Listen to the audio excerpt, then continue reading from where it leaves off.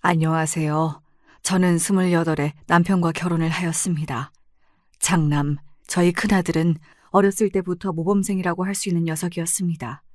그게 무슨 사고 하나를 치는 법이 없었고요.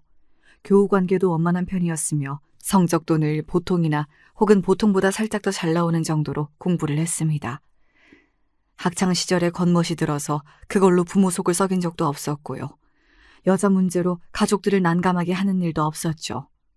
그러니까 종합하자면 큰아들은 하나부터 열까지 모든 것이 보통의 표준 범위에서 벗어나는 일이 없어서 효자라고 할 수 있었던 것입니다. 대학도 무난한 곳으로 갔어요. 얼굴 인물도 키도 살집도 전부 평범했던 큰아들은 저희 부부에게는 둘도 없는 모범생으로 느껴졌답니다. 주변에서 말이죠. 저희 큰아들을 두고 이런 식으로 말을 던진 적이 많았어요. 부모 속 한번 크게 썩이는 일 없이 어쩜 저렇게 반듯하게 잘 컸을까? 분명히 결혼도 잘하겠지? 보나마나 자기 같은 참하고 조용하고 시댁에 잘하는 며느리를 데려와 주겠지. 참으로 효자로구만. 듣지 않으니까 아기 때도 별로 안 울었다나? 그래서 태생부터 효자였다고 그러던데. 그나들이 워낙 말썽 한 번 안 피우고 조용히 잘 컸다 보니까 주변에서 칭찬 반 부러움 반 마음을 담아서 그렇게 이야기를 곧잘 나누곤 했던 거예요. 그치만 중간에 틀린 정보도 섞여 있었습니다. 그게 뭔가 하면 큰아들은 갓난아기였을 적에 잘 안 우는 아기가 아니었거든요. 품에 안고 있으면 그럭저럭 협조적으로 굴면서 작게 칭얼거릴 뿐이었으나 잠든 것 같아서 이제 품에서 내려놓으려고 하면 그러기가 무섭게 눈치를 채고 울음을 터뜨렸습니다. 한 번에 4시간 이상을 곤히 잔 역사가 없었고요. 오죽하면 저희 집안에서 돌았던 소리가 장남으로 장하게 태어난 아기가 아니었다면 진작에 모두들 학을 떼고서 진절머리를 쳤을 거라는 소리였네요. 그 정도로 심하게 때를 쓰면서 잠도 잘 안 자고 예민하게 굴었던 아이가 바로 저희 큰아들이었어요. 시어머니와 육천 형제 되시는 분들께서는 혀를 내두르셨었고요. 내가 지금까지 살면서 아기는 좋게 50명은 안아보고 돌보아 본 사람인데 말이야. 저렇게 사람 골치 아프게 만드는 아기는 처음 봤다. 아예 작정을 하고서 사람 피말리려고 저러는 걸까 하는 생각까지 드네. 내가 진짜 웬만하면 안 이러는데 쟤한텐 내가 졌어. 내가 사흘 만에 2손 2발 다 들었다. 그분은 결코 농담이나 장난으로 그렇게 말씀을 하셨던 것이 아니라 표정에서부터 학을 떼고 계셨죠. 아기의 타고난 기질이 뭐 저렇게 고약하냐면서 진절머리를 치셨고요.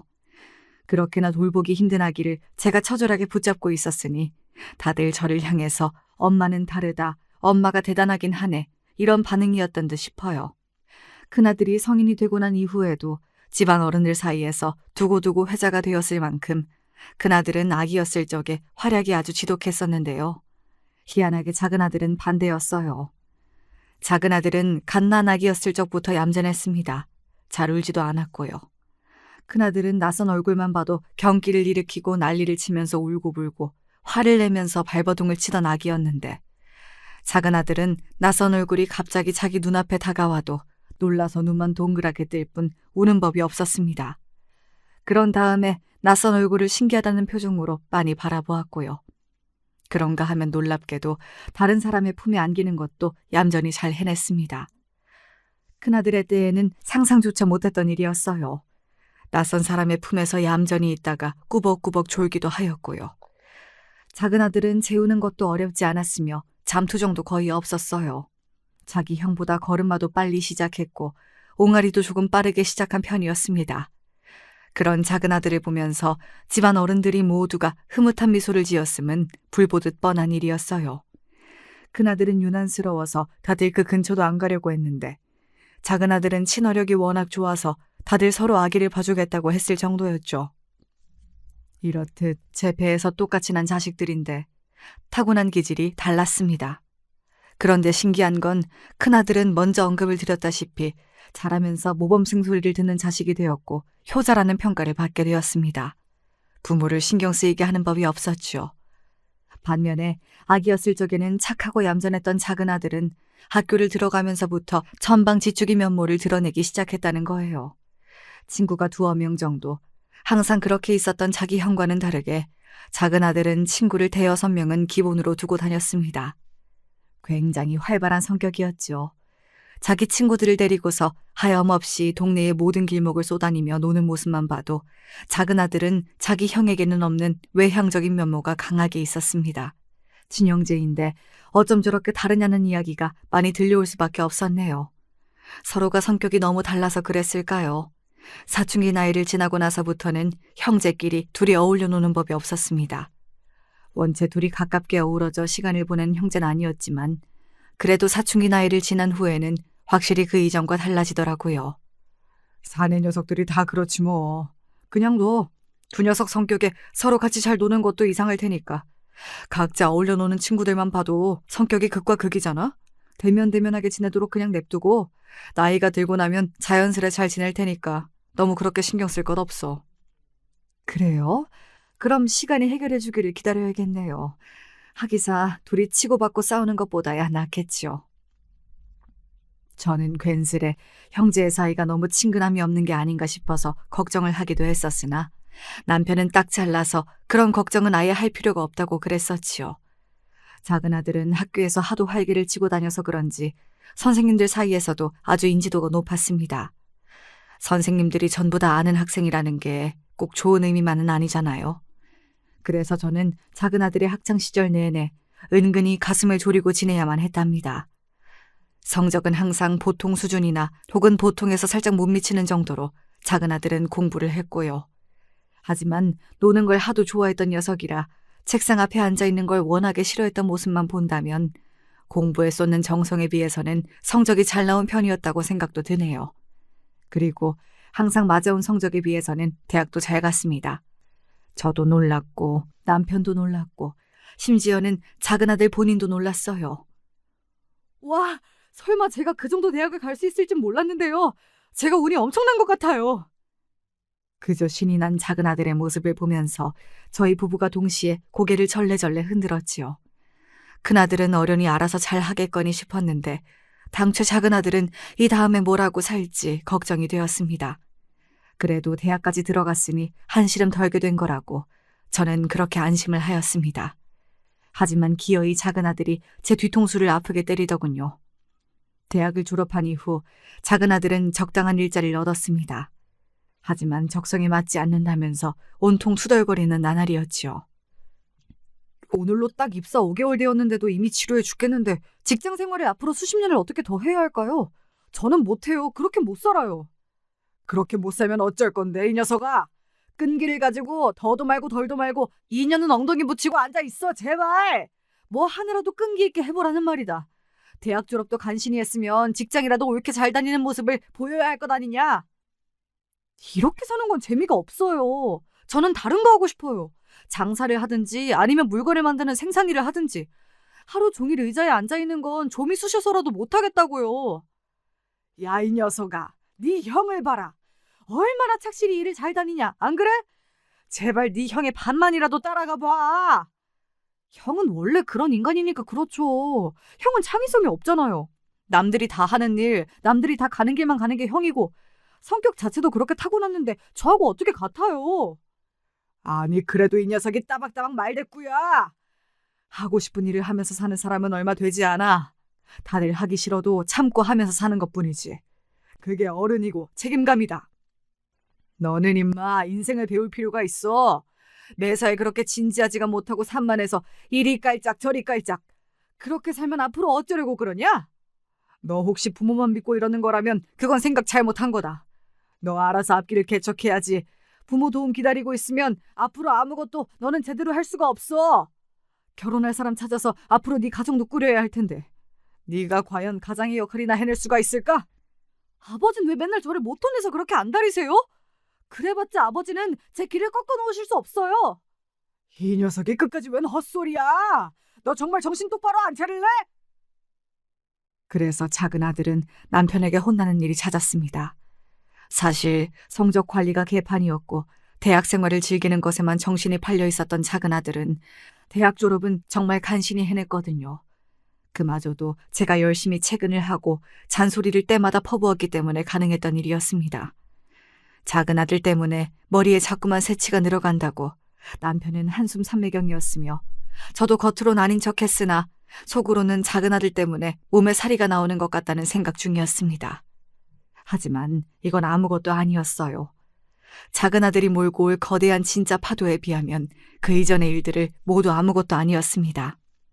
기어이 다니던 직장을 1년을 채 못 다니고 멋대로 그만둔 뒤에 황당하게도 동대문에 가서 일을 시작했던 작은 아들이었습니다. 자기 적성을 찾겠다는 한마디만 남긴 채 말입니다. 그딴 걸 변명이고 해명이랍시고 하고 있냐며 남편은 뒷목을 잡았습니다. 그러다가 어느 날 작은 아들이 결혼을 하고 싶다면서 데려온 여자를 보고서는 뒷목을 잡는 것도 모자라서 아예 뒤로 넘어가고 말았고요. 왜냐고요? 작은 아들이 하루빨리 결혼을 하고 싶다면서 손을 잡고 데려온 여자의 정체가 술집 여자였기 때문입니다. 저급하고 천박하게 자기 자신까지 손님에게 파는 그런 일까지는 안 하고 있는 듯 했습니다. 그런 것까지 하는 가게는 아니었고 무엇보다 그 안에서 맡은 영역이 조금 나뉘어져 있는 모양이었어요. 설명을 자세히 듣고 나니까 뭔진 알겠더라고요. 원래는 술집에서 일을 시작하기 전에 다방에서 일을 했었다고 그러더군요. 솔직하게 말씀을 안 드렸다가 나중에 혹시 사달이 날까봐. 이 세상에 영원한 비밀은 없다고 하잖아요. 그러니까 나중에 가서 실망과 배신감을 안겨드릴 바에는 차라리 처음부터 모든 것을 솔직히 밝히는 게 낫다고 생각했습니다. 이게 옳기도 하고요.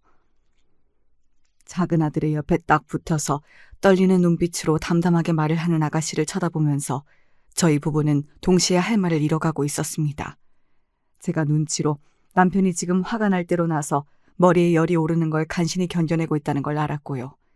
그래서 저라도 분노로 떨리는 입가를 간신히 누르면서 말을 꺼냈습니다. 네, 맞아요. 솔직하게 다 털어놓는 게 옳은 선택이긴 하지요. 그런데 그러기 이전에 애초에 옳은 길을 걸었으면 될 일이었잖아요. 잘못된 길을 걸어놓고서 옳다니 어쩌니 하니까 많이 당황스럽네요. 제가 화를 누르며 외치자 작은 아들이 발끈해서는 몸을 앞으로 내밀며 자기 여자를 자기 등 뒤로 보호하고 저와 맞서는 자세를 취하더군요. 엄마, 잘못된 길이라뇨?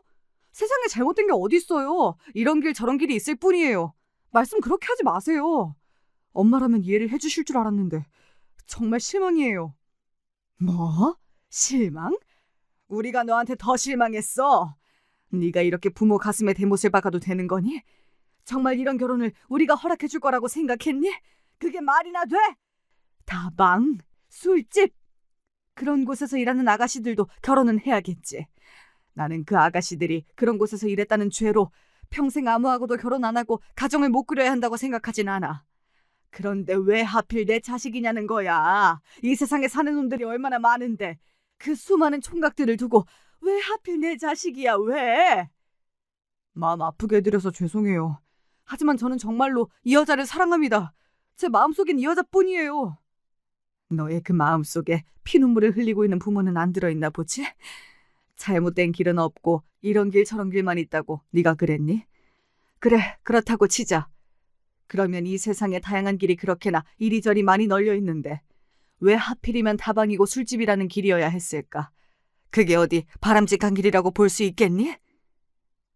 저는 원망 가득한 눈길로 거북이의 등딱지 마냥 제 아들의 뒤에 착 달라붙어 앉아있는 아가씨를 째려봤습니다.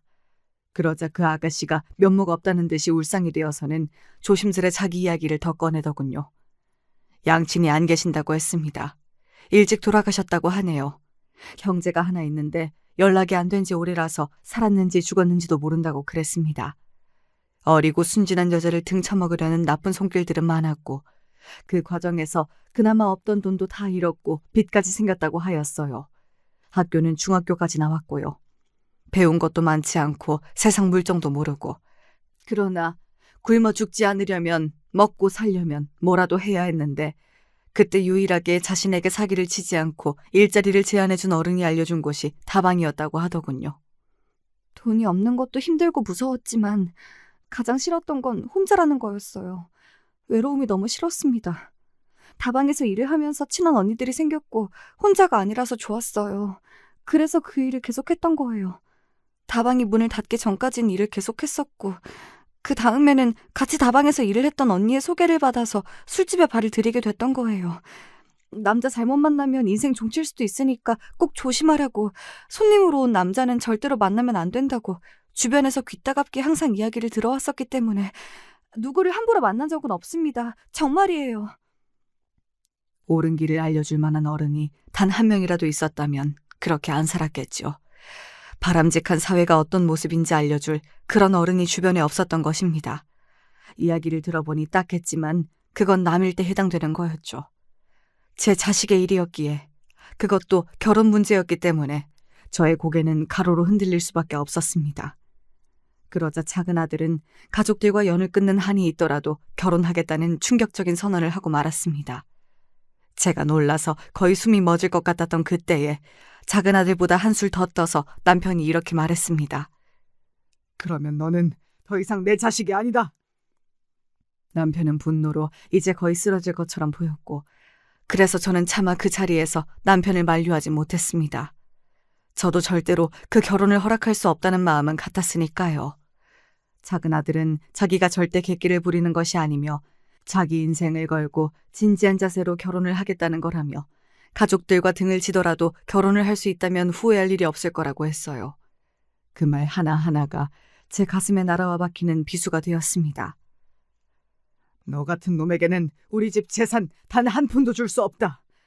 돈 한 푼 못 들고서 단칸방에 결혼 생활을 하다 보면 보나마나 1년도 안 돼서 사랑 타령도 없어지겠지. 네 녀석은 원체 뭐 하나 진득하게 못 해내는 인생이었으니까 말이다. 안 그러냐? 그때가 돼서 후회한다고 잘못했다고 찾아와서 빌어도 소용없어. 이 점을 네가 분명히 알고서 결혼을 하든 뭐를 하든 그래야 할 거다. 네, 잘 알아들었습니다. 저는 사랑에 지금 눈이 멀었으니까 눈먼 장님이 돼서 가난하고 힘든 게 어떤 풍경인지 잘 분간도 못하는 채로 그렇게 살아볼까 합니다. 그동안 키워주셔서 무척이나 감사하네요. 만수무강하시고요. 앞으로는 이 여자랑 둘이 가정을 꾸려서 제 인생 알아서 잘 살겠습니다. 뭐가 어째? 이런 미친 자식! 얼른 싹 꺼져버려! 남편의 불호령이 떨어졌고 작은 아들은 결연한 자세로 그 아가씨의 팔을 잡아 끌고 집을 나갔습니다. 그러자마자 남편이 뒷목을 잡은 채로 정말 쓰러지고 말았어요. 저는 혼비백산하였고요. 그 소란을 작은 아들이 분명 들었을 텐데도 다시 집 안으로 들어오지 않았다는 게 저를 서글프게 만들었습니다. 남편은 병원에서 여러 가지 검사도 받았고 사흘 입원까지 하였어요. 그 바람에 온 집안의 작은 아들의 만행이 싹 다 퍼지고 말았고요. 남편이 쓰러져서 입원까지 한 마당이었으니 모두가 작은 아들에게 비난의 화살을 돌렸으며, 비록 어렸을 때부터 자잘한 잡음을 만들어내던 사고뭉치이긴 했어도 갓난아기였을 적에는 정말 착하고 조용했는데 그런 좋은 녀석을 꿰어낸 정신나간 술집 여자는 천벌을 받을 거라면서 다들 똑같이 입을 모았습니다. 아버지, 어머니, 앞으로 제가 더 잘하겠습니다. 못난 동생 녀석이 못가지 제가 열심히 효도하면서 살 거예요. 그런 와중에 큰아들은 더없이 든든하게 굴었습니다. 저희 부부는 믿고 기대하며 의지할 수 있는 장남이 있다는 것에 얼마나 감사했던지 모릅니다. 큰아들은 결혼도 무난하게 잘했습니다. 평범한 모습으로 사고치는 법 없이 무던하게 살아왔던 꼭 그만큼 큰아들은 수더분한 큰며느리와 결혼 생활을 해나갔습니다. 큰며느리 또한 큰아들처럼 집안에서 장녀였어요. 아래로 동생만 둘이었고요. 그래서인지 책임감 강하고 반듯한 느낌이 있었습니다. 큰아들과 큰며느리는 첫째 딸, 둘째 아들 이렇게 두 아이들을 낳고서 잘 살았습니다. 크게 잘나지도 못나지도 않은 그런 이상적인 삶의 모습을 저는 큰아들을 통해서 보고 있다고 생각을 했고, 그건 남편도 마찬가지였습니다. 멀쩡히 살아있는 자식을 안 보고 사는 것만큼 황당무계하게 가슴 아픈 일은 없을 것입니다. 그래서 제 가슴 속에는 항상 작은 아들이 들어있었고, 가끔씩 그 아픈 가슴을 들여다보면서 울적하게 한숨을 쉬었으나 차마 남편에게는 작은 아들의 이야기를 꺼낼 수가 없었습니다. 그 괘씸한 녀석, 없는 거나 마찬가지야. 간혹 자주 안 보고 사는 먼 친척들이 작은 아들의 이야기를 눈치 없이 꺼낼 때면 남편이 즉각 버럭하며 그렇게 외쳤습니다. 그리고 자기 앞에서 제발 작은 아들의 이야기를 꺼내지 말라고 하였고요. 사실 절연을 선언했던 그날 이후 작은 아들이 연락을 취해온 적이 있었습니다. 자기 소식을 알려주었어요. 아이가 생겼을 때의 일이었죠.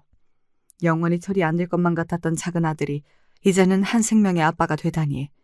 정말 묘한 기분이 들었고 한편으로는 감동적이었으며 그와 동시에 착잡한 심정이었습니다. 그럼에도 불구하고 작은 아들은 여자 하나 때문에 가족을 등진 자신의 선택을 후회하고 있지 않았기 때문입니다. 경제적인 어려움이 없는 집에서 태어나 자란 녀석이 맨 땅에 헤딩하는 심정으로 결혼 생활을 해나가고 있는데 걱정이 안 될 수가 없었고 측은한 마음이 강했습니다. 그러나 남편과 작은 아들 모두 자존심을 비롯한 복잡한 감정을 앞세워서 그 어느 쪽도 물러나지 않고 있었습니다. 또한 큰아들은 자기 동생을 비난하는 편에 섰으며 그래서 사다리 역할을 해줄 생각은 눈꼽만큼도 없었죠. 아주 어렸을 때나 친했지. 철이 들고 난 이후부터는 친하게 지냈던 적도 없으니까요. 저는 그냥 제가 외동이라고 생각하고 살면 그만입니다. 너는 그래도 네 동생이 걱정되거나 보고 싶진 않니? 아니요, 전혀 안 그래요. 그리고 만약 그런 마음이 생긴다고 해도 그걸 외면해야 한다고 생각해요. 어머니도 마음 굳게 잡수세요. 그런 불효막심한 녀석을 절대로 받아주시면 안 돼요. 웬만하면 그냥 없는 자식이라고 생각을 하세요. 아버지는 진작에 그러고 계시는 중이잖아요. 어머니도 그렇게 하셔야죠. 저는 떨떠름해져서 그래, 그래야지, 알겠다라고 대답하였으나 큰아들이 너무 냉정하게 구는 것 같아서 마음이 좋지 않았던 게 사실입니다. 만약에 큰아들이 태도를 달리 취했다면 남편도 진작에 마음이 조금이나마 누그러지지 않았을까 싶기도 했고요. 그때는 자세하게 생각을 안 해봤는데 다 지나고 나서 그때를 돌아보니까 큰아들은 확실히 작은아들을 집으로 못 돌아오게 하고 용서를 못 받게 하는 것을 원하고 있었던 것 같아요. 마치 작은아들이 영영 호적에서 파이기를 원하는 것처럼 말입니다. 시간이 약이라는 표현이 무색하게도 세월이 흐르자 여자 때문에 가족들과 절연하고 집을 나간 작은아들의 만행만 더더욱 괘씸하게 평가가 되었을 뿐 관계가 봉합되는 일은 없었습니다. 오히려 작은아들이 없는 그림이 너무 자연스러워지고 다들 익숙해진 지 오래였죠. 큰아들하고 큰며느리가 둘 다 워낙 잘하기도 했고요. 어머님, 저희 동네 뒷산에 어제 보니까요, 쑥이 많이 폈더라고요. 아직 여리여리해 보이던데 그거 뜯을까 싶어요. 어머님, 주말에 쑥 부침개 해드릴까요? 쑥? 그렇구나. 거기 동네가 쑥이 많이 자랐구나. 쑥 부침개라 하면 좋지. 엄청 맛있지. 반죽은 조금만 해서 쑥을 왕창 넣고 하면 건강에도 좋고 향도 끝내주겠구나. 그렇게 해서 먹으면 딱 좋겠다. 제 생각도 그런데 어머님이 저하고 통하셨네요. 쑥을 많이 넣을수록 맛있지요. 그럼 주말 전에 제가 쑥을 엄청 많이 뜯어놔야겠어요. 이왕이면 그 자리에 자란 것들 제가 싹 다 뽑아버릴까 해요. 저희 애들도 워낙에 쑥을 좋아하잖아요. 어머님 닮아서 그런가 봐요. 들깨향을 유난히 좋아하는 것도 그렇고. 애들이 어쩜 그렇게 자기 할머니만 닮았을까요? 저는 앞만 봐도 이게 신기해요. 내 손주 강아지들이니까 당연히 나를 닮을 수밖에. 큰 며느리는 제 기분을 맞춰주면서 대체로 싹싹하게 행동을 잘했습니다. 일주일에 못해도 3번씩은 꼬박꼬박 안부 연락을 먼저 주었고요. 차로 40분 남짓 걸리는 거리에 살았는데 자기들이 특별한 일정이 없으면 웬만하면 얼굴을 보여주러 왔습니다. 저는 나이 들어가는 노인네들이 적적할까봐 큰아들 부부가 신경을 항상 잘 써주는 것 같아서 그게 참 기특하고도 고마웠고요. 내가 다른 건 몰라도 장남 하나는 잘 뒀어. 내 분신이야, 분신. 세상에 남기고 가는 내 분신. 나라는 존재가 이 세상에 살다가 갔다는 걸 표시해주는 분신이 우리 집 장남처럼 든든한 녀석이라서 얼마나 다행이고 흐뭇한지. 며느리도 싹싹하고 손주 애들도 전부 착하고 내가 가만 보면 정말 복받은 사람이었구만. 남편은 무슨 생각이 들었던 건지 병원 천장을 한참이나 바라보다가 그렇게 입을 떼었습니다. 노한 때문만은 아니라 남편은 고질적으로 몸에 좀 안 좋은 부분들이 있었는데 결국은 그게 사달이 나서 병원에 누워있는 신세였습니다. 아무래도 마음의 준비를 하는 게 나을 것 같다는 의료진의 귀뜸을 제가 받은 상태였고요. 그런 귀뜸받은 내용을 제가 입번긋 한번 하지 않았건만 남편은 자신의 운명을 예감하기라도 했던 걸까요? 그런 소리를 하는 게 의미심장하게 보이고 들리더군요. 저는 씁쓸한 웃음을 입가에 걸며 장단을 맞춰주었지요. 그러게요. 남들이 다 우리 집 장남을 보면서 부러워하더이다. 효자 아들 잘 둬서 효도하는 며느리이며 손주들까지 다 한꺼번에 얻었다고. 그러면서 우리를 어찌나 부러워하는지, 우리가 자식 농사를 잘 지은 건지 아니면 운이 좋은 건지 모르겠네요. 말을 하면서 저도 모르게 어쩔 수 없이 작은 아들을 떠올리고 있었던 것 같아요. 그건 아마 남편도 마찬가지였을 겁니다. 이미 너무 멀리 와버린 길, 돌이킬 수 없을 정도로 굳어진 고집스러운 자존심. 그런 것들을 생각하게 되면서 저는 자꾸만 슬퍼졌습니다. 작은 아들을 찾아서 불러야겠다고 큰아들에게 말했어요. 알았어요. 제가 찾아볼 거고 제가 연락해서 여기 오라고 할 테니까 어머니는 아무 걱정 말고 그냥 기다리세요. 아셨죠? 큰아들은 저를 그렇게 안심시켰고 저는 남편의 여명이 오래 남지 않은 때에 든든하게 의지할 자식이 있어서 다행이라는 마음만 들었습니다. 특히나 큰며느리가 저를 어찌나 걱정하면서 신경 써주던지요. 믿을 만한 자식과 며느리가 있어서 다행이었습니다. 당장 하루 이틀 만에 연락이 돼서 나타날 것 같았던 작은 아들은 모습을 비추지 않았습니다. 저는 초조해졌고 큰아들은 연락 닿는 게 쉽지만은 않다면서 조금만 더 기다려달라고 하였어요. 작은 아들이 병원으로 왔던 그때는 남편이 숨을 거둔 후였습니다. 그래서 병실이 아니라 장례식장으로 작은 아들이 발길을 해야만 했습니다.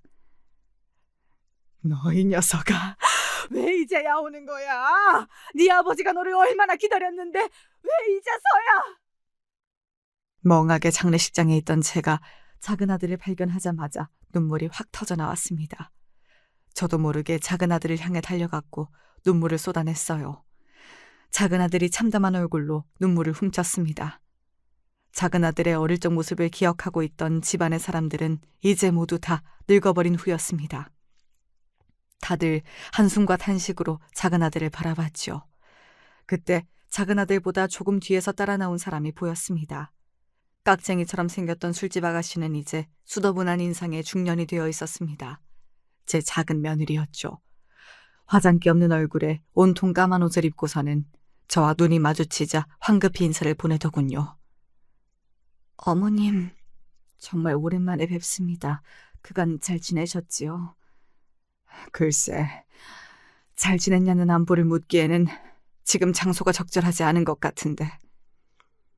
제가 한숨을 쉬며 그렇게 말을 뱉었고 작은 며느리는 금세 가득 눈물이 고인 눈을 아래로 떨구었습니다. 예나 지금이나 면목 없어 하는 모습은 똑같더군요. 저는 작은 아들을 보자마자 삽시간에 가슴속에 뜨거운 것이 차올라서 이성을 잃고 말았던 게 작은 며느리를 보자 정신이 확 들면서 머리가 차갑게 가라앉는 것 같은 기분이 들었습니다. 뭘 어떻게 물어보고 대화를 나누어야 할지 전혀 모르겠더군요. 살 만큼 살았다며 생각을 했건만 이런 순간에 어떻게 해야 하는 건지 그런 지혜를 저는 지난 세월 동안 익히지 못한 모양이었습니다. 현기증이 좀 나고 있었는데 그러자 큰며느리가 어디에선가 바로 나타나서 저를 부축하였어요. 어머님, 지금 너무 힘들어 보이세요. 이러다가 큰일 나겠어요. 잠깐 바깥바람도 쐬시면서 쉬세요. 네? 제가 모실게요. 저는 괜찮다고 대답하였으나 큰며느리는 제가 이러다 쓰러질 게 분명하다면서 자꾸만 저를 잡아 끌었습니다. 그래서 큰며느리의 부축을 받으며 장례식장의 뒤편에 마련된 자리로 갔고요. 따뜻한 차를 한 잔 마시면서 심신을 다스렸습니다. 하지만 그렇다고 한들 어떻게 진정이 되겠나요? 머리도 마음도 온통 복잡할 수밖에 없는 상황이었던 것을요. 더 있어봤자 뾰족한 수도 없을 것 같아서 장례식장 안으로 들어가려고 하는데 큰며느리가 자꾸만 조금만 더를 외치며 저를 밖에 붙잡아두는 바람에 바깥에 꽤 한참 있다가 안으로 돌아갈 수 있었습니다. 작은 아들 생각에 초조한 발걸음으로 다시 안으로 돌아가자마자 제가 본 광경은 놀라운 것이었습니다. 시누이가 마침 작은 아들의 뺨을 후려치고 있던 거예요. 시누이는 제 남편의 여동생입니다. 제주도에 가서 살고 있었기 때문에 거의 볼 일이 없었고요. 그런데 시누이가 작은 아들을 때리다니. 옆에서 작은 며느리는 거의 울 것 같은 얼굴로 발을 동동 구르면서 작은 아들을 보호하려는 자세를 취하고 있었고요.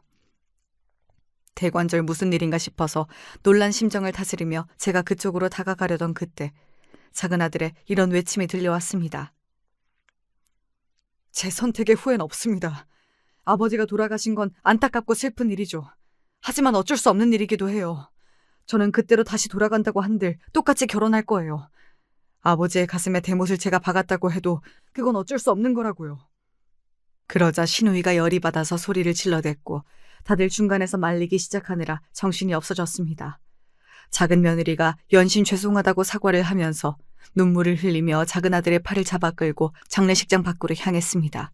그러다가 저와 딱 마주쳤고요. 엄마 어디 계셨어요? 찾았는데 계속 안 보이시길래 궁금했는데. 작은 며느리가 황급히 눈물을 닦으며 저에게 넙죽 인사를 올렸고 작은 아들은 당황한 목소리를 냈습니다. 그리고 저는 어느새 방금 보고만 광경에 싸늘히 식은 표정으로 이렇게 말을 뱉었지요. 이 못난 녀석, 너는 끝까지 못났구나. 정말 끝까지 자기밖에는 모르는 이기적인 녀석이야. 그래 가라, 가버려라. 다시는 오지 마. 네 아버지도 그걸 원하지 않으실 거다. 작은 아들의 눈동자가 한껏 흔들렸고 그걸 더 오래 바라볼 수 없어서 제가 먼저 고개를 휙 돌리고 걸음을 옮겼습니다. 저에게 외면당한 작은 아들은 못 박힌 듯이 거기에 더 서 있다가 작은 며느리와 함께 모습을 감췄고요. 우리 오빠가 사람 참 괜찮았잖아요. 언니도 알잖아요. 옛날에 언니가 시집와서 오만 고생 다 하고 있을 때 그래도 우리 오빠가 괜찮은 사람이라 버틸 수 있었던 거죠. 자기 처자식한테는 오빠가 옛날 사람 치고 제법 다정하게 잘 챙기는 사람이었다고 저는 그렇게 생각해요. 그런데 그런 사람이 자식 복이 그렇게나 없어서 어쩌나 싶어서 속상하네요. 차남은 영원히 글렀지만 그래도 장남 하나는 건지고 떠나서 오빠가 마지막 가는 길이 너무 슬프지만은 않았기를 바라고 있어요. 한숨을 푹푹 내쉬며 말을 하는 신우이는 젊었을 적에 인상이 참 앙칼진 사람이었지요. 그랬는데 이제는 나이가 많이 들어버렸습니다. 그렇게 세월을 한껏 먹어 바뀌어버린 신우이를 쳐다보면서 저 역시도 많이 늙었다는 사실을 새삼 실감하게 되더군요. 남편을 떠나보낸 이후 자꾸만 거울을 들여다볼 때마다 그 안에 제가 하루하루 빠르게 늙는 것 같다는 인상을 지울 수가 없었습니다. 제가 이제 혼자가 되어서 적적하고 외로울 것 같다며 큰아들과 큰며느리 두 사람이 많이 걱정을 하고 있었고요. 저도 이런저런 생각이 많이 들고 있던 그 시기에 두 사람이 전에 없이 진지한 얼굴을 하고서 제 앞에 앉더니 이런 이야기를 꺼냈습니다. 어머니, 이제 어머니도 많이 늙으셨잖아요. 전적으로 저희한테 의지하시고 그렇게 남은 인생 편하게 사셨으면 좋겠어요. 그래서 말인데 그 재산 있잖아요. 건물 하나 있는 거요. 혹시 그거 미리 주실 순 없을까요? 그거 받고 저희가 관리하고 살면서 어머니 잘 챙겨드리면서 그렇게 살고 싶은데요. 사실 어머니가 걱정하실까 봐 말씀을 못 드렸는데 제가 요새 회사에서 사정이 좀 어려워진 지 몇 달 됐어요. 정년을 이대로라면 채울 수 없을 것 같고요. 맞아요, 어머님. 마음 편하게 그냥 재산 미리 주시고 효도 받으면서 그렇게 지내셨으면 좋겠어요. 제가 그렇게 대단히 훌륭한 며느리는 아니었지만 그렇다고 해서 어머님께 부족하고 모자란 며느리는 아니었던 것 같아서요. 좋게 봐주시고 좀 믿어주셨으면 합니다. 믿어주시면 제가 그 믿음에 보답하면서 여태까지보다 더 어머님께 열심히 잘하는 며느리가 될게요. 약속드려요. 예상은 조금 했지만 역시나 재산 이야기였어요. 정확히는 작은 건물 하나 있는 거 이야기였죠. 혹시 다른 재산은 없느냐고 큰아들 내외가 물어보길래 저는 단호하게 고개를 가로저었습니다. 그 건물 하나뿐이라고요. 매매 가치가 대단한 건물은 아니었으나 다달이 들어오는 새만 해도 그럭저럭 먹고 사는 데는 문제가 전혀 없었습니다. 그걸 달라고 하는 큰아들과 큰며느리의 요청은 합리적이었죠. 자식 안 주면 누굴 주나요? 하지만 제가 가진 의무는 이것이었어요. 어차피 지금 안 받아도 결국 너희가 그 건물 가지게 될 텐데 그리고 아직 회사에 버틸만 하면 버틸 때까지 일단은 버티다가 나중에 건물 받고 그래도 되지 않겠니? 굳이 미리 달라고 하는 이유가 있을까? 아버지 돌아가시는 거 보고 많은 생각이 들었습니다. 어머니가 언제 돌아가실지 모른다는 불안과 걱정이 어쩔 수 없이 요새 자꾸만 들더라고요. 솔직히 지난 세월 자식 며느리의 도리를 다한 건 저희인데 똑같이 자식 며느리랍시고 어머니가 갑자기 돌아가시기라도 하면 건물에 지분 있다고 그쪽에서 나설까 봐 그게 염려가 되기도 하고요. 큰아들이 무척 민망해하면서도 할 말은 하더군요. 제가 죽고 나면 작은 아들과 작은 며느리 쪽에서 재산 나눠 가지겠다고 나설 수도 있고 그러면 큰아들과 큰며느리 입장에서는 억울해도 별 수 없어지는 그런 상황이 올 수도 있다는 것이었죠. 작잡해서 온통 한숨이 나왔고 그런 저를 붙잡고서 큰며느리가 정말 최선을 다해서 앞으로 잘 모시겠다고 눈물로 호소를 해왔어요. 큰아들은 무릎까지 꿇었습니다. 지난 세월 두 사람이 잘해온 건 사실이었죠. 그래서 저는 고민 끝에 그 건물 재산을 미리 증여해 주었습니다. 이게 옳은 길이라고 생각했죠. 하지만 잘못된 길이었나 보더라고요. 정말 놀랍게도 증여를 받자마자 큰아들과 큰며느리 둘 다 입을 싹 씻었습니다. 며칠이 지나도 먼저 연락을 안 하길래 제가 했더니 큰아들이 제 번호를 차단했어요. 큰며느리도 마찬가지였고요. 눈앞이 아득해져서 큰아들 부부의 집을 찾아갔습니다. 그랬더니 큰며느리가 기겁을 하면서 저를 문 밖으로 내치더군요. 어우, 깜짝이야. 이젠 찾아오지 마세요. 자꾸 이러시면 귀찮게 이사를 가야 할 수도 있으니까요. 설마 다 거짓이었니? 나를 평생 잘 모시겠다며 그게 다 거짓이었어? 어떻게 사람의 탈을 쓰고 그럴 수가 있니? 그걸 믿으신 분이 바보 아니에요? 여태까지 마음에도 없는 효도하느라 짜증나고 힘들었는데 그 대가를 이렇게 받는 것 같아서 너무 신나고 좋네요. 어머님은 지금 살고 계신 집이 있잖아요. 그거 있으면 됐죠. 그거 팔아서 그 돈으로 어디 공기 좋은 곳에 있는 요양원 같은 곳에나 들어가세요. 너무 분해서 눈물조차 안 나왔습니다. 결국 그 모든 게 거짓이고 가면이었습니다. 큰며느리의 뒤로 빼꼼 보이는 큰아들의 모습에 기가 막히더군요. 제가 온 게 민망하다는 듯이 헛기침을 일부러 해대면서 집 안으로 사라졌어요. 이럴 순 없다고 중얼거리는 저를 큰며느리는 벌레 보듯 경멸 어린 시선으로 바라봤고 입가에는 비웃음을 한껏 걸었습니다. 돌아가시면 그때 뵈러 갈게요. 잘 가세요. 아무런 미련 없이 후련하다는 듯 큰며느리는 세계 현관문을 닫았죠. 저는 기력 하나 없이 집에 돌아왔고 밤새 끙끙 앓았습니다. 큰아들 내외의 만행은 사흘 만에 소문이 났고 모두가 비난을 해댔지만 정작 당사자들은 꿈쩍 않았어요. 그리고 그 소식이 작은아들 내외의 귀에까지 들어갔던 것입니다. 작은아들과 작은며느리가 저를 찾아왔어요. 힘없이 문을 열어준 저를 보자마자 작은아들이 울컥했고 작은며느리가 흐느끼기 시작했습니다. 엄마, 저희가 모실게요. 저희랑 같이 가세요. 너는 왜 와서 난리니? 나 아직 죽을 때 안 됐다. 혼자 멀쩡히 살 수 있어. 그리고 건물도 없는 노인네를 모셔봤자 너희에게 무슨 득이 되겠니? 득이요? 부모 자식 간에 무슨 득을 따져요. 엄마, 이상한 소리 하지 마시고 일단 저희랑 같이 가세요. 며칠만이라도 일단 저희 집에서 지내세요. 작은아들의 말에 갑자기 가슴이 뜨거워졌습니다. 저도 모르게 고개를 끄덕였고 작은며느리가 훌쩍이면서 제 요청에 따라서 제 짐을 챙겨주었습니다. 그리고 도착한 곳은 아주 번지르르한 신축 빌라였는데 내부가 아주 넓었습니다. 게다가 이런 동네에 이런 위치라니. 저는 작은아들이 비록 결혼하고 초반에는 힘든 시절을 보냈을지언정 이제는 아주 보란듯이 성공해서 잘 살고 있다는 걸 그제야 알 수 있었습니다. 어머님, 속지 않은 심정으로 모실게요. 저희는 이미 결정 내렸고 애들도 얼른 할머니랑 추억을 쌓고 싶다면서 신난 상태예요. 어머님만 좋다고 하시면요. 작은 며느리가 저를 위해 밤을 새워 직접 만들었다는 호박 식혜, 도토리묵, 그리고 삼계탕으로 상을 뚝딱 차리더니 비장하게 말을 해왔습니다. 혹시 제가 불편해할까봐 애들은 각자 친구 집에 가 있다는 이야기를 듣고 피식 웃음이 나왔습니다. 애들이 자기 아빠를 닮아서 그런지 친구들이 엄청 많고 성격이 밝다고 하는 소리에 왜 그렇게 웃음이 나던지요. 힘을 내서 열심히 먹기 시작했더니 작은 며느리의 표정이 점점 밝아졌고 작은 아들은 싱글벙글이었습니다. 상을 치우고 나서 기나긴 대화가 시작되었고 처음 알게 된 사실에 서로가 놀라야만 했습니다. 작은 아들은 그동안 자기 형을 통해서 연락을 주고받았으나 그럴 때마다 부모님이 아직도 화가 많이 나신 상태이다라는 소리를 들었다고 합니다. 또한 남편이 떠났던 그때에도 애초에 연락을 늦게 받았다고 하더군요. 큰아들이 저에게 거짓말을 하고서 일부러 자기 동생에게 연락을 미루고 있었던 것입니다. 남편이 작은 아들을 못 보고 떠나게 하려고 말입니다. 또한 장례식장에서 작은 며느리가 목격한 바로는 큰아들이 자꾸만 제 시누이한테 가서 뭐라고 속닥거리더래요. 그러더니 시누이가 갑자기 화가 나서 작은 아들에게 일방적으로 따지고 들다가 뺨까지 때렸던 것이고요.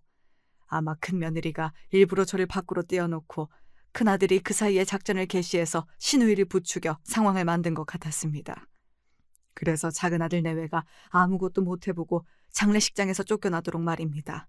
생각해보면 큰아들 내외는 자꾸만 저희에게 작은아들 내외를 잊고 살아야 한다는 등 그런 소리를 자주 했었죠.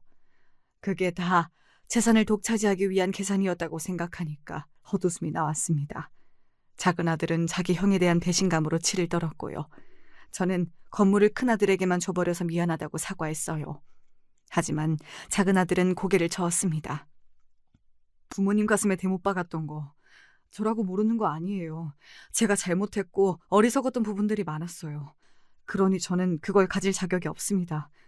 보시면 아시겠지만 저 이제 능력도 꽤 괜찮고요. 먹고 사는데 지장 없어요. 앞으로도 열심히 살면서 엄마 모실게요. 아버지 돌아가시고 제가 얼마나 후회했는지 몰라요.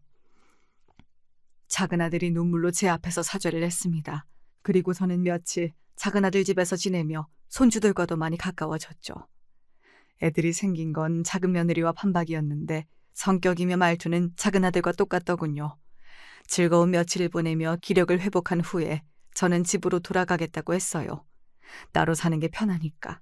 대신에 자주 찾아와 달라고 했더니 작은 며느리가 반드시 그러겠다고 했습니다.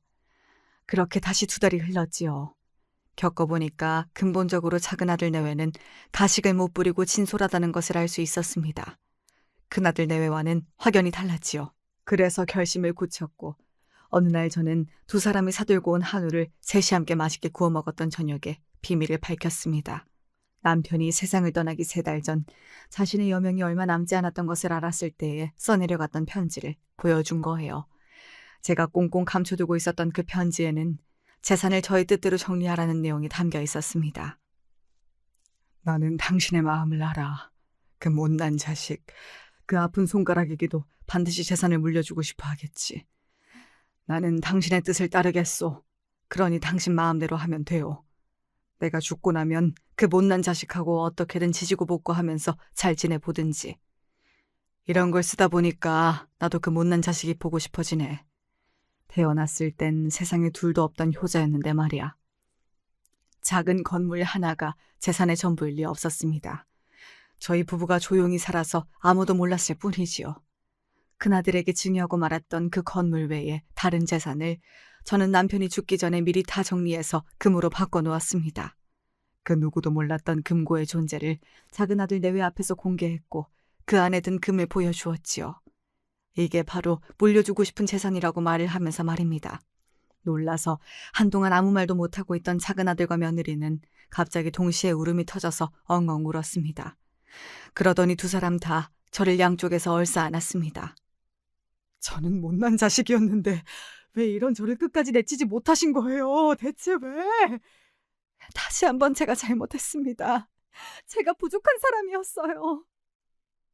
2 다 울면서 대체 무슨 말을 그렇게나 서럽게 하던지 듣다가 저도 울어버렸네요. 그 후로 작은아들과 며느리는 제 집과 가까운 곳으로 이사를 했어요. 제 걸음으로 걸어서 10분 정도이니 아주 가깝지요. 어떻게 된 게 아들보다도 며느리가 저에게 더 치대면서 얼마나 친근하게 자라는지 모릅니다. 살뜰하게 저를 챙기면서 별별 세상 돌아가는 이야기를 미주알 고주알 얼마나 잘 떠드는지 몰라요. 손주들도 애교가 많아서 걸핏하면 제 집에 놀러 왔다가 그대로 잠까지 자고 간답니다. 작은 아들네는 이렇게 됐는데 큰 아들네는 어떻게 됐냐고요? 결국 그 탐욕이 스스로 목을 조른 모양이었어요. 저에게 받은 건물, 거기 1층이 가장 좋은 자리였는데 8년간 계시던 사장님을 내쫓고 자기네가 거기에 식당을 차렸습니다. 당연히 회사는 당장 그만둔 상태였고요. 의욕만 잔뜩 있었으니 식당은 당연한 수순으로 망해서 손해만 막심했고요. 큰 며느리는 몸이 아파서 수술을 받았습니다. 그런데 아팠던 이유가 큰아들이 건물이 생긴 후에 우쭐했는지 문란하게 여자들을 만나고 다녔기 때문이더라고요. 그러면서 몹쓸 균이 큰 며느리의 몸에 옮긴 거였고요. 그걸 알고 큰 며느리가 당연히 뒤집어졌겠죠? 당신 때문에 나는 자궁까지 잃었어. 어쩔 거야 이 개자식아! 어차피 이제 쓸 일 없는 자궁인데 왜 그래? 내가 잘못을 했지만 너무 그렇게 화를 낼 거 없잖아? 어머니한테서 검을 받았으면 이제 만사 오케이인데 왜 그렇게 심각하게 굴어? 좀 즐기면서 살자. 제 아들이지만 정말 미친놈이었습니다. 장사 시작했다가 말아먹고 손에 막심한 것도 짜증이 났는데 자궁까지 잃게 됐으니 큰며느리의 눈이 돌아갔어요. 건물 쥐고 있다고 기세등등한 큰아들의 꼬라지가 너무 보기 싫었나 보더라고요. 이혼 소송을 걸었습니다. 문제는 애들이 전부 자기 엄마의 편이었다는 것이지요. 온갖 불리한 요소들이 큰아들을 덮쳤습니다. 그래서 결국은 큰아들이 이혼당하고 자식들에게 외면당하고 이혼 과정에서 재산 떼어주느라 빚만 생기고 그렇게 되었습니다. 반면에 저와 작은아들 내외는 행복하고 화목하게 지내고 있었지요. 어머니, 제가 잘못했습니다. 뭔가 다 잘못된 것 같아요. 이제라도 바로 잡겠습니다. 큰아들이 수척해진 몰골로 울면서 무릎을 꿇었습니다. 하지만 제가 뭐라고 할 새도 없이 작은아들이 앞을 가로막으며 자기 형을 상대하더군요. 그냥 계속 잘못된 채로 살아. 나는 과거에 잘못했다가 이제 바로잡은 것이고 형은 이제부터 잘못된 길을 걷는 거지. 우리가 형제이긴 한가 봐. 교차점을 이렇게 지나네? 엄마는 내가 잘 모실 테니까 형은 빠져. 필요도 없어. 큰아들이 이를 빠득빠득 갈면서도 아무런 항변도 못하고 터덜터덜 돌아가야 했지요. 에휴, 저는 이게 다 뭔 일인가 싶어서 한숨만 길게 나오는 나날이었습니다. 이런 제 심란한 기분을 손주들이 다 들어주어서 그것만으로도 위로가 되네요. 이렇게 사연을 쓰게 된 것도 손주들이 도와준 덕분이고요. 앞으로 또 어떻게 될지는 모르겠습니다만 일단은 제가 평탄하게 일상을 보내고 있네요.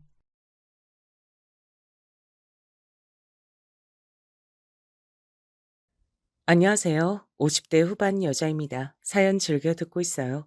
전 저한테 가장 빛나는 존재인 이제 막 20살이 된 아들이 있습니다.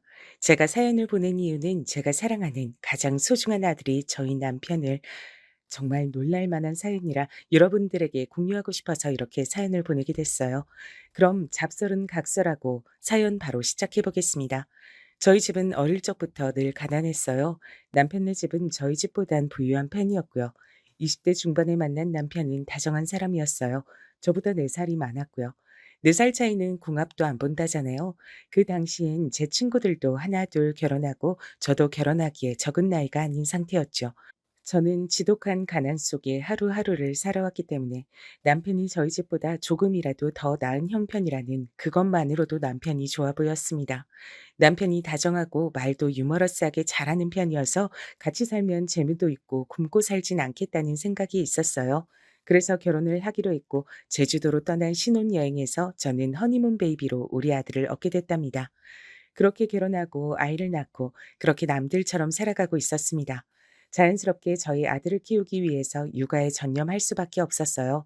그래서 다니던 회사를 다닐 수 없게 됐고요. 아들을 키우는데 전념하다가 아들이 중학교를 가는 나이가 되자 이제야 조금 시간이 생기더라고요. 그래서 국가에서 지원하는 그런 배움 지원을 적극 활용해서 저는 뒤늦게 40이 넘은 나이에 어엿한 간호조무사가 됐습니다. 다시 병원에서 일할 수 있게 된 거죠. 그런데 남편은 제가 일하는 걸 별로 탐탁치 않게 생각했어요. 당신이 노력하는 건 알겠는데 벌면 얼마나 번다고 그렇게 뻔질나게 나가는 거야? 어? 나보다 많이 버는 것도 아니잖아. 내가 주는 돈이 부족해? 어? 그러냐고. 말을 해봐, 말을. 아니, 여보, 그런 말이 어딨어요. 나 회사 다닐 때보다 병원 다니는 게 더 적성에 맞는 것 같아요. 요즘 다시 일하니까 활력도 생기는 것 같고 정말 좋단 말이에요. 우리 준이도 다 컸는데 내가 언제까지고 집에만 있으면 당신은 좋아요? 나도 사회생활을 하는 게 훨씬 더 좋을 거 아니에요. 월급도 받고요. 안 그래요? 그래도 그렇지. 우리 아들 준이한테 소홀할 정도로 일하고 그러면 안 된다, 이 말이야. 난 그걸 걱정한 거지. 뭐 일하지 말라는 건 아니야. 암튼 우리 가정에 문제 안 생기게 처신 똑바로 하고 알겠지? 내가 다 우리 가족 걱정돼서 하는 말이야. 내 말 무슨 말인지 알지? 아, 알죠. 걱정 마요. 여보도 참 그런 걱정을 뭐하러 사서 해요. 오늘도 일하느라 피곤했을 텐데 얼른 씻고 와요. 내가 여보 좋아하는 김치찌개에 계란말이 해놨어요. 오늘 현장 많이 바빴어요? 그래. 난 새벽같이 나가서 노동하느라 고생하는데 당연히 그래야지. 그렇고 말고 김치찌개 계란말이 그게 다야? 고기는 없어? 고기 사와서 나 씻는 동안 좀 구워놔. 식탁엔 그래도 고기가 있어야지. 당신도 이제 돈 벌잖아. 그 정도는 우리도 먹고 살아야지. 나 씻고 올게. 얼른 고기 사와. 남편은 딱 결혼 전까지만 다정하고 유머러스한 사람이었습니다. 남편과 결혼하고 알고 보니 남편은 다니던 전 회사에서 크게 사기를 당해서 몇 달째 월급을 못 받은 상태였더라고요. 제주도로 신혼여행도 겨우 다녀온 셈이었죠.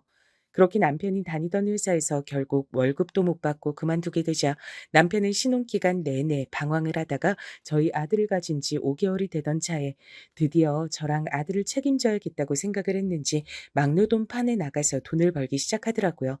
저는 그렇게 일해서라도 남편이 돈을 벌어올 수 있어서 얼마나 다행이었는지 모릅니다.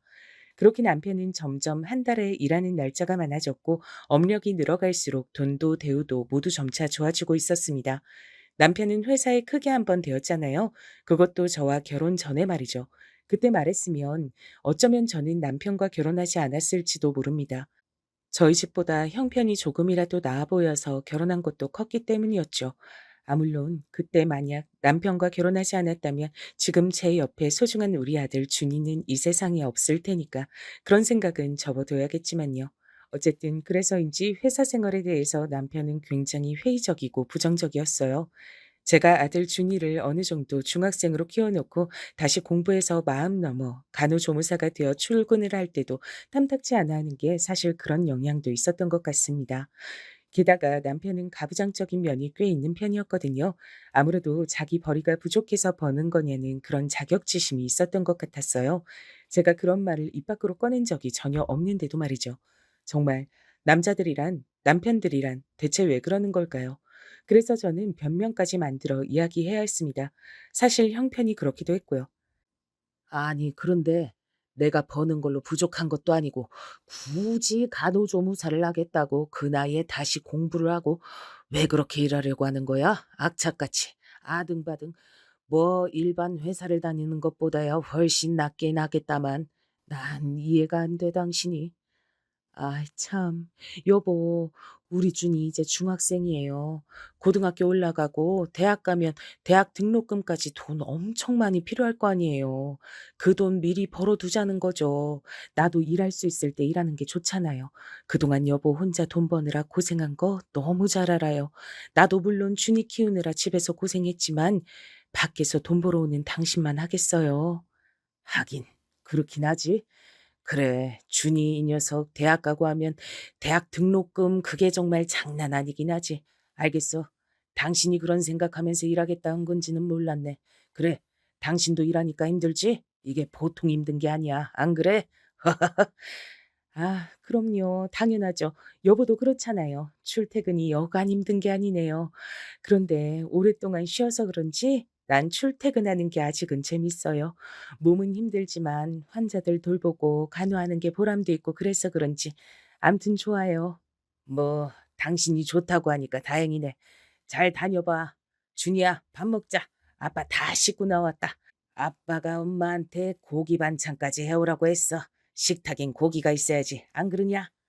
오, 고기다. 고기. 좋아요. 맛있겠다. 엄마, 고기 사오는 거 저 시키시지 그랬어요. 김치찌개도 그렇고, 계란말이도 그렇고, 다 맛있겠네요. 잘 먹겠습니다. 우리 아들 공부하는데 엄마가 방해하면 되겠어? 맛있게 먹어, 아들. 여보도 맛있게 먹고요. 남편은 그래도 제가 아들 준이 대학 등록금 미리 마련한다는 핑계와 남편 혼자 버는 거 이제 도와주고 싶다고 그런 얘기들로 잘 넘어가니까 또 뭐라고 안 하고 잘 넘어가긴 하더라고요. 그렇게 저는 열심히 간호조무사로 일하고 저희 남편은 건설 현장에서 계속 일을 해왔습니다. 간호조무사로 그렇게 열심히 일했고 어느덧 몇 년이 꼬박 흘렀네요. 일을 하면서 어려운 것도 많았지만 환자들을 돌보고 안내하고 아픈 곳을 고쳐주는 일은 저의 적성에 딱 맞는 일이더라고요. 제가 환자분들에게 치료를 해주었다는 사실에 대한 보람도 있었고요. 출근하고 퇴근할 때까지 눈코 뜰 새 없이 바쁘게 흘러가지만 즐겁게 일했던 것 같습니다. 그렇게 일하고 나면 너무 피곤해서 녹초가 됐죠. 녹초가 되어 집으로 돌아가도 사랑하는 남편과 아들 준이가 있어 참 행복했습니다. 그렇게 준이도 어느덧 고등학교를 졸업할 나이가 되어갔고요. 물론 일을 다시 시작하고 나선 남편과의 관계가 예전보다 더 뜸해지긴 했습니다. 남편도 현장에서 일이 더 많아서 피곤해진 것이 이유라고 생각했어요. 그리고 저 또한 병원에서 시달리다가 돌아오고 나니 피곤했기 때문이라고 생각했고요. 왜 그렇잖아요. 피곤하면 아무것도 할 기운이 안 나니까요. 그래서 별 대수롭지 않게 넘어가곤 했습니다. 그러다가 저희 엄마가 암에 걸리셔서 갑자기 병원에 입원하시게 됐습니다. 저는 제가 간병을 할까 하다가도 전문 간병인을 쓰면서 제가 퇴근 후에 엄마 간호를 하는 것이 더 효율적이라고 생각해서 그렇게 하기로 했죠. 저희 집은 어릴 적부터 매우 가난하다고 이야기를 들었었죠. 제가 결혼하고 나서도 당연하게도 별반 달라지지 않았습니다. 여전히 가난했고 엄마의 병원비가 힘에 부쳤습니다. 제가 버는 돈은 꼬박 다 엄마 병원비에 간병비로 들어가곤 했으니까요. 전문 간병인을 쓰는 시간도 아끼려고 친정 아빠한테 제가 병원에서 일하는 동안에는 엄마 간호 좀 해달라고 부탁했고요. 친정 아빠는 흔쾌히 당연히 본인이 지키겠다면서 너무 걱정 말고 간호조무사로 병원에서 일하라고 하셨지만요. 하지만 어떻게 병원 일에만 집중할 수 있겠나요? 저희 엄마가 암으로 힘들어하면서 병원에서 하루 종일 누워 계신데 말이죠. 아빠, 전문 간병일 쓰는 것도 돈이 좀 많이 드네요. 제가 버는 걸로 병원비 내는 것도 빠듯하고 해서요. 제가 퇴근하고 주 3일 올 테니까 그 외 시간은 아빠가 조금 엄마 곁에서 간병 좀 해주세요.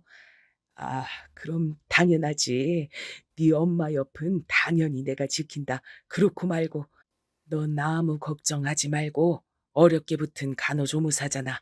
병원에서 간호조무사로 열심히 네 일하는 거에만 집중해라. 못난 애비라 미안하다. 아유, 너희 엄마도 너한테 이런 짐짝이 되긴 싫었을 건데 늙으면 아프지 말고 일찍 죽어야 되는데 너한테 볼 면목이 없다. 미안하다. 아빠도 참 그런 말씀 좀 하지 마세요. 엄마가 들으면 얼마나 서운하시겠어요. 저는 괜찮으니까 아빠도 너무 무리하지 마세요. 저도 그 정도는 해야 제 마음이 편해서 그래요.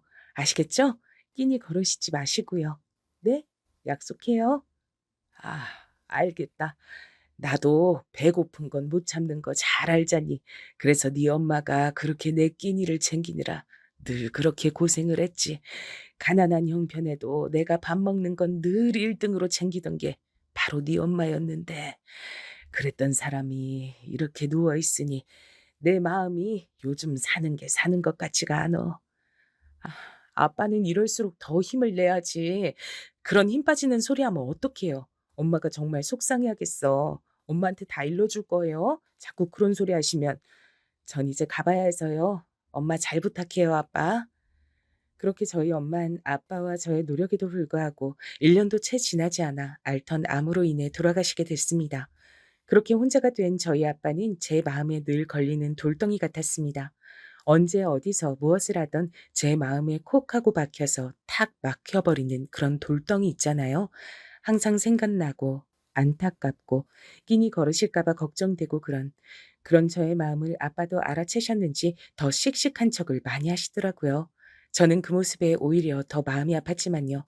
저희 친정 엄마의 빈자리는 그만큼 컸기 때문에 없는 것에 익숙해지는 시간도 참 오래 걸렸던 것 같습니다. 아빠는 끼니를 잘 챙겨 드시지 않으셨고 저는 반찬을 싸서 가져다 드리는 것도 여러 번 했지만 크게 나아지질 않더라고요. 혼자 차려 먹고 하는 버릇이 안 들어서 그러신 거겠죠. 그리고 집밥도 계속 먹다 보면 외식을 하고 싶어지잖아요. 그날따라 유독 저희 아빠의 어깨가 축 처진 게 너무 왜소해 보이시는 거예요. 그래서 몸보심도 하실 겸 아빠가 제일 좋아하시는 삼겹살을 사드리고 싶었어요. 그래서 저희 집 근처에서 만나자고 했고요. 아빠 오셨어요? 오늘은 삼겹살 어때요? 평소에도 좀 삼겹살 먹고 싶을 때 사드시라고 용돈도 준비했어요. 많지는 않아요. 10만 원밖에 안 돼요. 아빠 집에서 밥 먹기 싫을 때 삼겹살에 소주라도 드시고 들어가시라고요. 아이고, 뭘 이런 걸 준비했어. 너희 엄마 가고 나도 혼자 밥 먹는 거 익숙해지고 있는데 삼겹살을 다 사 먹으라고 용돈까지 주다니. 그럼 주는 거니까 잘 받으마. 고맙다. 제가 가난한 친정 아빠한테 삼겹살 좀 사드시라고 10만 원 챙겨드렸는데 그 순간 어떻게 알고 왔는지 남편이 나타나서 저한테 막말을 퍼붓고 저의 뺨을 때리는 것 아니겠어요. 저는 정말 너무 놀라 어안이 벙벙해서 아무 말도 못하고 있었습니다. 그런데 20살이 된 우리 아들 준이가 나타나서 제가 뺨 맞는 걸 보곤 눈이 뒤집혀서 남편을 아주 나락을 보내버리게 됐죠. 아, 여기서 이러고 있을 줄 알았어. 이런 개념 없는 년, 나한테 아무 허락도 없이 감히 네 애비한테만 돈을 갖다 바쳐? 나한테 안 걸릴 줄 알았어? 어? 언제까지 날 속여먹을 생각이었어? 아빠, 지금 뭐 하시는 거예요? 아빠가 그런 말을 할 자격이나 있어요? 아빠가 무슨 자격으로 엄마 뺨을 때려요? 떳떳하지도 못한 사람이. 정말 증오스러워요. 아빠가 불륜 저지르는 거 내가 모를 것 같아요? 당장 따라 나오세요. 당장. 여보, 준이야. 이게 대체 무슨 상황이야? 당신이 불륜을 저지르고 있는 걸 준이 네가 어떻게 알아? 할아버지, 오랜만에 뵙는데 죄송해요. 소란 피워가지고. 식사 마저 엄마랑 맛있게 하고 오세요. 저는 아빠한테 가봐야 될 것 같아요. 할아버지, 나중에 저랑도 삼겹살 먹으러 같이 와요. 그럼 이만. 아들은 남편을 질질 끌고 나가면서 할아버지한텐 소란 피워서 죄송하다고 식사 마저 하시라고 예의 바르게 말을 하고 나갔습니다.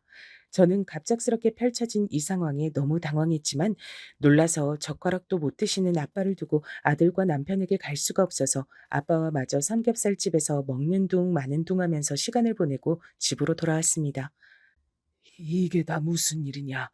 고서방이 네 뺨을 왜 때려? 너 그동안 맞고 산 거냐? 그런 거야? 나한테 용돈 주는 걸 고서방한테 말 안 했다고 이러는 거냐? 아니, 고서방만 일하는 것도 아니고 네가 번 돈으로 나 용돈 주는 것까지 허락 맡으라고 하든? 아주 고서방 안 되겠구만. 뺨은 괜찮냐? 아, 네, 아빠. 많이 놀라셨죠? 죄송해요. 이런 못난 모습 보여서요. 고서방이 요즘 많이 예민하긴 했어요. 현장에 일이 많아가지고. 저랑도 좀 소홀하게 지내왔거든요. 그래도 이렇게 쫓아와서 아빠한테 용돈 준 걸로 뭐라 한 건 이번이 처음이긴 해요. 저도 왜 그러는지 정말 모르겠네요. 저 고서방한테 맞고 산 거 아니에요. 아빠, 걱정 마세요. 아, 내 눈으로 이렇게 직접 봤는데 어떻게 걱정이 안 되겠냐. 당연히 걱정이 되지. 안 그러냐. 게다가 준이가 한 말은 또 뭐냐. 고서방 그놈이 바람이라도 피는 거야? 그게 사실은 남편이 상간녀랑 바람 피는 거 이미 알고 있었어요. 그런데 그걸 준이까지 알고 있는 줄은 꿈에도 몰랐고요. 게다가 제 뺨까지 쫓아와 때리면서 돈 가지고 그렇게 째째하게 굴 줄도 몰랐어요. 이참에 남편이랑은 이혼해야겠어요. 준이도 이제 다 컸고. 뭐? 그럼 알면서도 고소방 불륜을 그냥 눈 감아 줬던 거냐? 대체 왜 그랬어? 왜? 내가 고서방 이놈을 당장 잡아다가 그냥 아이고 아이고 불쌍한 내 딸. 그런데 뺨까지 와서 때려. 친정 아버지한테 삼겹살 사 먹으라고 용돈 줬다고? 고서방은 사람 새끼도 아니다. 이제 더 이상 참지 말고 이혼해버려라. 네. 그동안 우리 준이가 아직 성인이 되지도 않았고 저 혼자가 되는 게 무섭고 두려웠어요. 제가 아무리 간호조무사로 일을 오래 하고 있다고 해도 남편보다 못 버는 건 사실이었고요. 혼자서 준이 키울 수 있을까 이런 생각으로 버텼었죠. 시어머니께서도 제가 버티는데 큰 도움 주셨고요. 근데 이제는 아닌 것 같네요. 뭐? 사부인께서도 알고 계셨어? 나 참, 그 양반도 너한테 어떻게 그러냐? 자기 아들 간수 안 하고 자기 아들한테 뭐라고 해서라도 너한테 이러면 안 되는 거 아니냐? 어? 아이고, 제가 참고 살겠다고 한 걸요. 이제 제가 다시 다 바로잡을게요. 우선 아들 준이랑 얘기부터 해보고요. 준이가 언제부터 알게 된 건지 너무 걱정돼서요. 아빠, 너무 저 걱정 마세요. 걱정 끼쳐드려서 죄송해요. 아, 아니다. 내 생각은 말고 얼른 한 입이라도 좀 먹어라. 먹어야 기운 나서 이혼을 하든 준이한테 가서 어떻게 알았냐고 묻든 그렇게 할 거 아니냐. 얼른 먹어. 고긴 내가 구우마. 고기를 먹으면서 저는 남편의 불륜을 알게 된 그날을 떠올리게 됐습니다. 고기가 구워지면서 피어오르는 연기를 보다 보니 그날의 일이 아득히 떠오르더라고요. 남편과의 사이가 단순히 피곤해서 그래서 멀어졌다고만 생각했던 제가 너무 안일했던 걸까요? 아니면 제가 너무 남편을 맹신했던 걸까요? 남편은 이런 저를 두고 바람을 폈더라고요. 동료 간호조무사쌤이 말해주지 않았다면 몰랐겠지만요. 그래도 저는 알아서 천만다행이라고 생각했습니다. 속이 뒤집어지고 하늘이 까매지는 기분이 바로 이런 기분이었다는 것을 처음 느껴보았지만요. 남편이 다른 여자와 팔짱 끼고 술 마시고 모텔로 들어가는 걸 제 동료쌤이 봐버렸다는 건 우연이 아니겠죠. 처음 그 이야기를 듣고서는 정말 정신 나간 사람처럼 그럴 리 없다고, 잘못 보신 거 아니냐고 호통을 치다가 이내 진짜냐고 흐느끼다가, 동료 간호쌤이 혹시 몰라서 찍어 왔다면서 몰래 찍은 남편을 사진을 보여주는데 그걸 보니까 더 이상 아니라고 부정할 수가 없더군요. 틀림없는 제 남편이었습니다. 귀에서 삐소리가 나는 것 같이 머리가 어지럽고 시야가 흐려지더라고요. 뿌옇게 차오르는 것은 분노와 배신의 뜨거운 눈물이었습니다. 정말 철저한 배신감과 좌절감에서 나오는 눈물이었죠.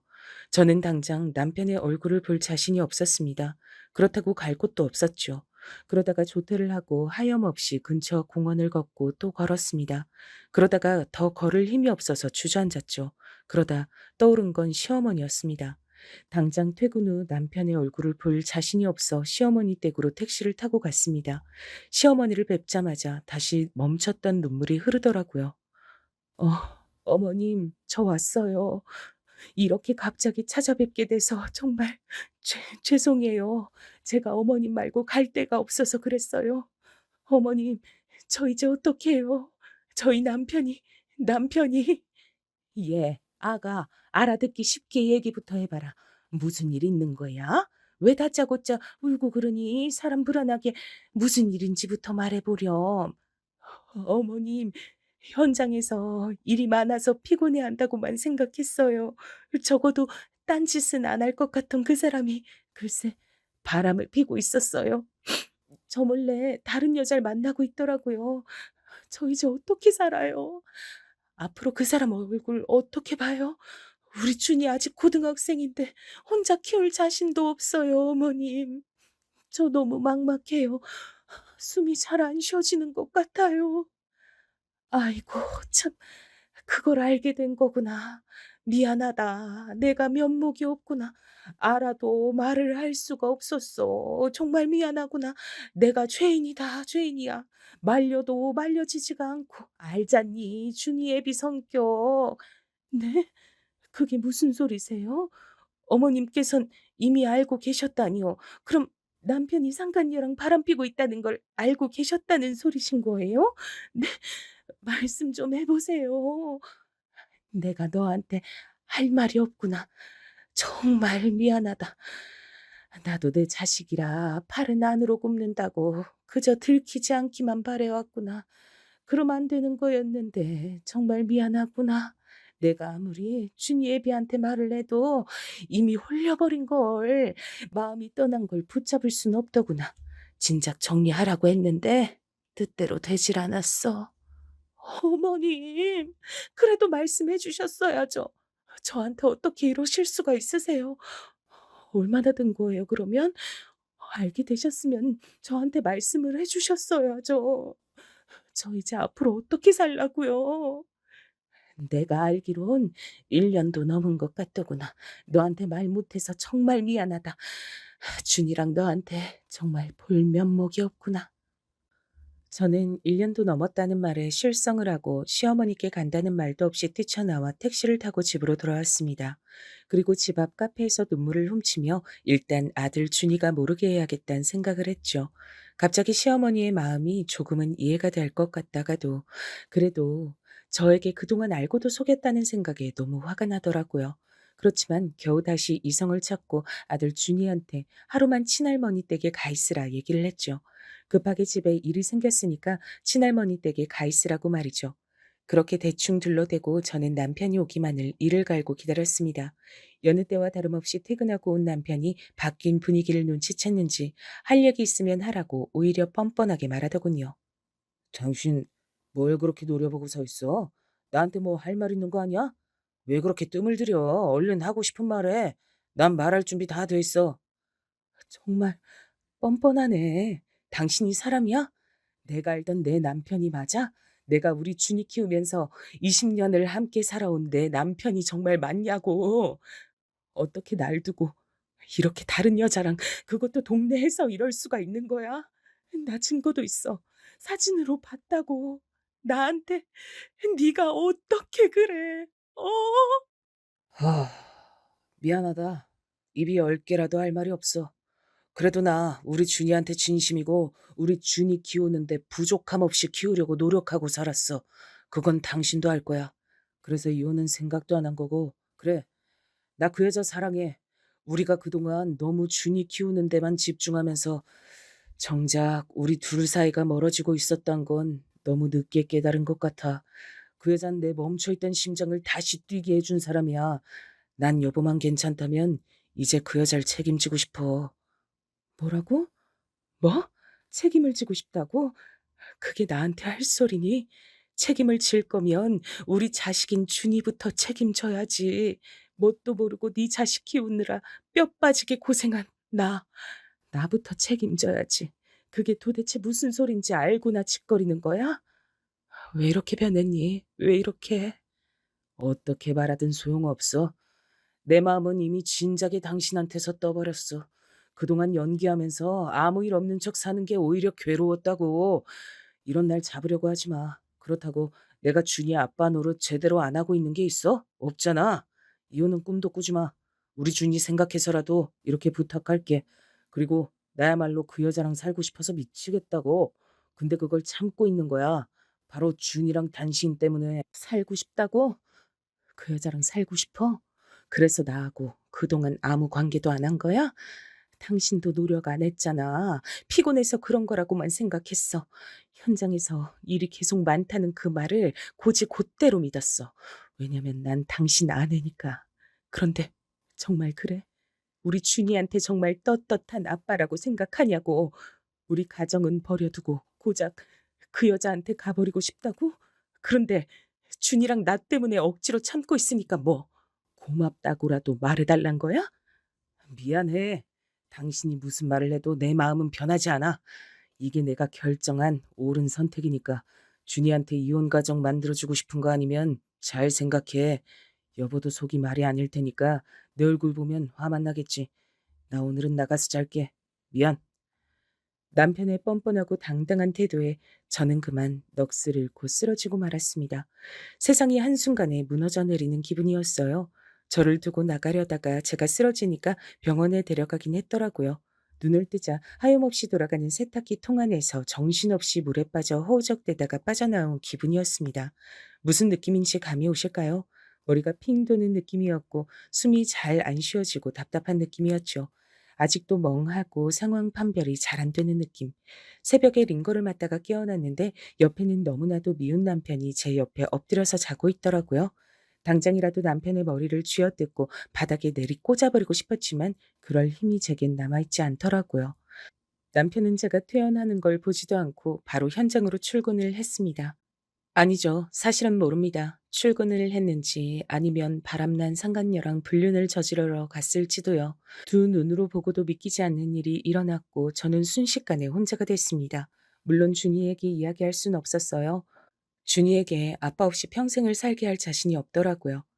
남편이 바람난 게 제가 그동안 간호조무사로 취직해서 병원에 적응하고 열심히 사느라 남편에게 무심해서 그런 게 아닐까 생각하면서 저 스스로를 자책하게 되기도 했습니다. 심지어 1년도 더 만난 거라면 저희 엄마가 암투병으로 힘들어하셨을 때 제가 병원에 자주 가면서 괴로워할 때였거든요.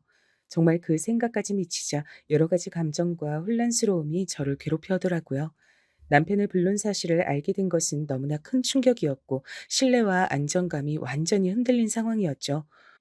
혼자서 이 감정들을 견딜 수 없을 만큼 상처받았고 분노, 슬픔, 배신감, 혼란 등 다양한 감정이 여러 겹으로 얽혀서 저의 가슴을 답답하게 했습니다. 당장이라도 미쳐버릴 것만 같았죠. 이런 감정들은 남편의 불륜을 알게 된 이 상황에선 굉장히 자연스러운 것이겠죠. 제 내면에서 나오는 진심은 저 자신을 비난하거나 자책하지 말아야겠다는 생각이었습니다. 남편의 불륜은 그의 책임이며 저는 이 상황에서 피해자일 뿐이니까요. 이렇게 파도처럼 흘러오는 수많은 감정과 혼란 속에서 열심히 같이 잘 살아보자고 최선을 다해서 공부하고 취직하고 일하고 있던 저를 저희 엄마를 살려보겠다고 아등바등하고 있던 저를 그렇게 한순간에 배신해버린 남편에게 너무도 화가 나고 기가 차고 어이가 없어서 다시 이를 바득바득 갈기를 계속 반복했습니다.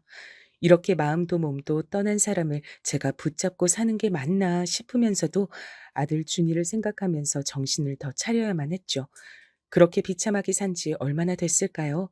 삼겹살집에서 아빠에게 용돈을 드리다가 어떻게 알았는지 남편이 찾아와 제 뺨까지 때린 사건이 일어나게 된 것이었죠.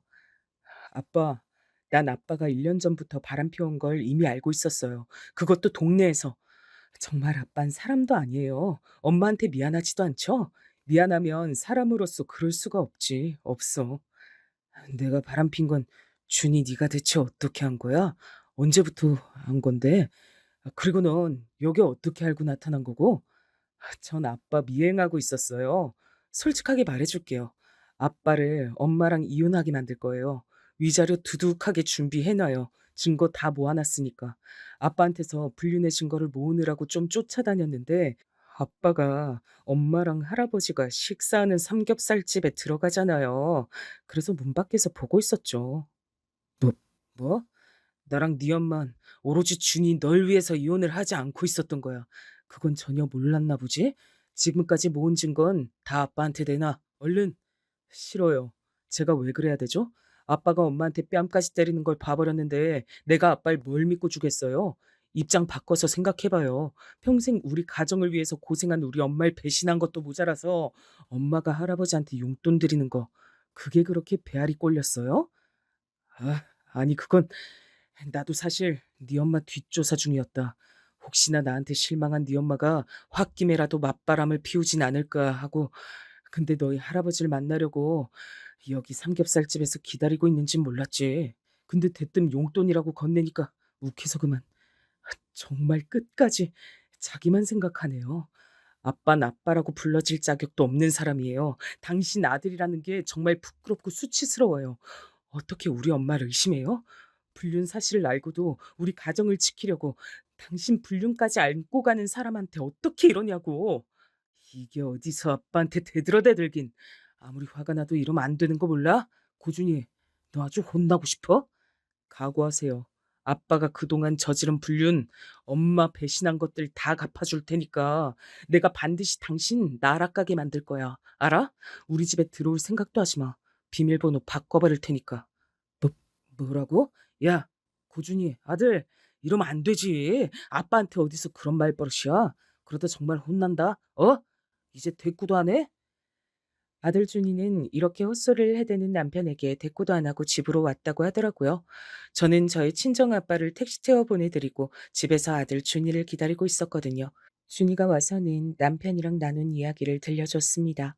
이야기를 듣곤 정말 깜짝 놀랐어요. 준이가 남편의 불륜 사실을 알고 있다는 것도 그 사실 그대로 놀랐지만 저와 남편을 이혼하게 해주기 위해 저를 위해서 남편의 불륜 증거를 따로 모으고 있었던 것이 가장 크게 절 놀라게 했죠. 아니, 어떻게 그럴 수가 있어? 준이 너는 언제부터 아빠가 불륜을 저지른 걸 알고 있었던 거야? 어? 엄마가 너한테 정말 면목이 없다. 준이, 네가 제일 고생이 많았네. 엄만 그런 것도 모르고. 엄마, 엄만 이제부터 아무 걱정도 하지 마. 내가 언제 어떻게 알았는지가 중요해? 엄만 나 때문에 참고 살 필요가 없다는 게 중요하지. 절대 참지 마. 난 엄마가 그 인간이랑 계속 한 가족으로 사는 거 절대 못 참으니까. 알겠죠? 제가 증거 다 모아놨어요. 오늘도 증거 더 수집할 거 있나 하고 그 인간 미행하다가 삼겹살집에서 마주친 거예요. 그랬구나. 난 그런 것도 모르고.